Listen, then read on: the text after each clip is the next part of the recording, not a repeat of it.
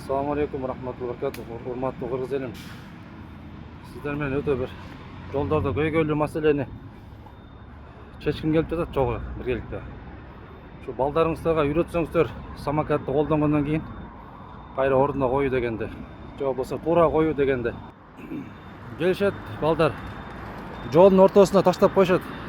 Токтогон жерге эле таштап кете берет. Жолдун ортосуна, пешеходдун жерине,